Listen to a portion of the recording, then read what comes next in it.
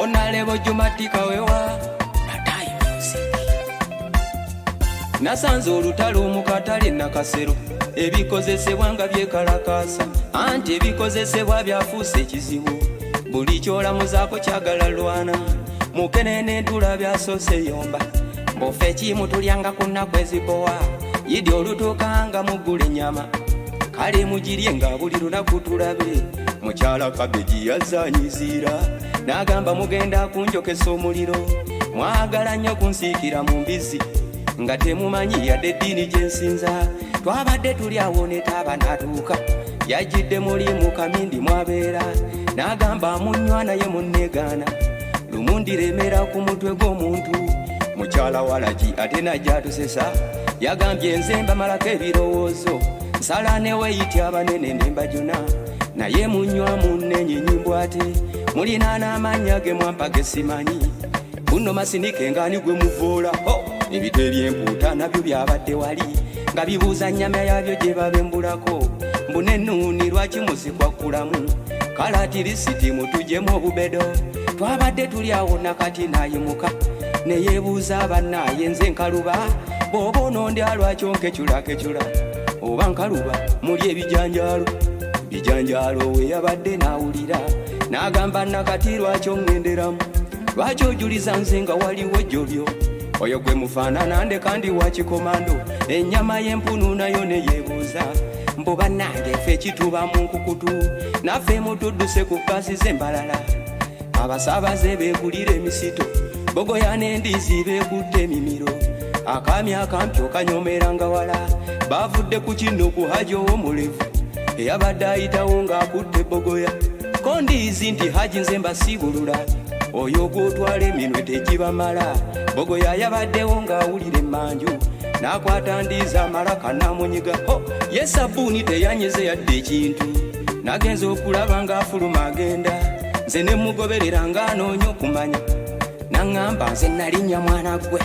sibeeramu abo abagulu enseko obuseko ne palamenti olaba enteesaako nyama yawulidde sabbuuni yeepanka n'amugamba wakalinnyawe pampalika fata abalinnya myaka enne mabega naye tulibwa n'embwa ne tusirika ate mu birungo by'emmere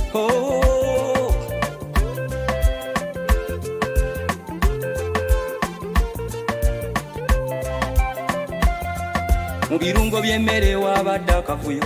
anti nga nnyaanya agamba nze nsinga ko katungulu kyumu nti ahanze nkirako ne bunzaali mbunze nsinga omyusa muzeeyi munnyo n'asituka n'aduula n'agamba mwasame naye nze ntudde wali mulunge we mumalulunga naye wenkawa mubeera bakuyiwa eyo gye nalabidde akanusu akataano bambi kanakunkunye eddanga keefaako kabuuzizza nkola kye Uganda wano nga ne paani emu okugigula mpaawo mbukagala visa akagendeko ewalala bw'olwataano lw'e Kenya lugula n'engatto ate sukaali yanseseza n'engweri mbunze nva busoga Oluganda sirumanyi era bye mwogera sirina kye mpulira ne bayita ŋŋano amuvuunulire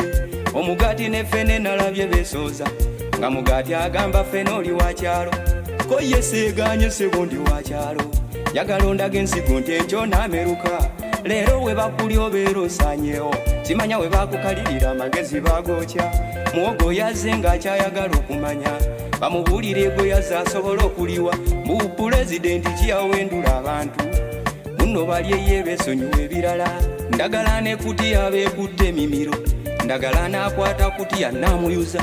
mbwani yagamba osaaniika ettooke sebeegyo emirimu gibeera gya ndagala nagenza okulaba ne minsita Juni ayimusawo atandise oyomba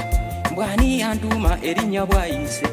kalatirisiti muntuume munyonyo kyabadde kijjovi mu katale Nakasero ebikozesebwa nga byekalakasa anti ebikozesebwa byafuuse ekizibu buli kyolamuzaako kyagala lwana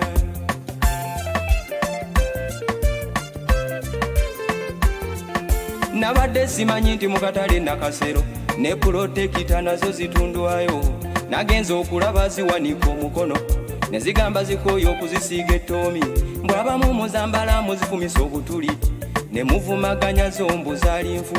Ekanzu n'ekkooti nabyo byanyize, byagambye bikooye okubeera mu nnyumba ne birinda mukolo nga tegwa nsonga, mbu nabyo mubitwale ebikube ku ndongo. Ssebo n'emmumbwa nazo zakukulumye, zagambye mugenda zikyayisa abantu, muzika kati kakendwadde olugana, kyokka ng'eddagala mulimu lya lukuku. Obuwunga bwa kasooli bwakukulumye, bwagambye bukooye okuliibwa mu kkomera, mbu nabwo mubulyeko mu ssetteeserezo, bukooye okugobera mu baana b'essomero. Twalabye firimu etaliiko yadde osasula, amatooke n'amatanga byekuba endati, ko mukyere mwerige mwenna muva mbalala, ko matooke nze nasenguka ndi wa Kiboga. Obuleega bw'abakyala bwakukulumye, munna amabeere gammwe ge bukuŋŋaanya, mubusasudde kyokubula gosiima, oba bugaleke gakone ku kundi. Sabbuuni wa ddongolo nayawo n'akanga, n'agamba nange ebbeeyi nnyongeza, lwaki abantu ndamubeera muddugala ng'ate enkuuta entamu ne zimyamyansa, ennyama y'endiga katekuba omuntu. Yagambye ekooyo okugitabiikiriza ne mugiyita mbuzi nga teyandiga, era nesaba omudaala ogwetongodde toyireeti peepa yawemudde abantu, era ng'omuntu eyakulira emmanju yayogedde biwanvu buli omu n'awulira, mbonze ennongoosa siina nagogerayo. Emizindaalo n'obutebe byanyize, mbuno biwaabira abategeka endongo, mbukimutegeka omuyimbi n'atajja, ate abawagizi bo ne bokyajjo. Twabadde tuli awo mafuta n'atuuka, n'agamba mwasama naye nga mwavaawa, mwenna muli bakyalo nze mbakuŋŋaanya, nyiza kati n'okunyiga n'embojja, kibiriiti gw'olabanga akaami akatono. Yagambye mafuta mbwa nigotiisa, kale twokye omanyi mwepanka, oba osobola okwekoleza wesiri. Awo navuddewo njizeewo kantu kamu, buli muntu mu nsi yeetaaga omulala.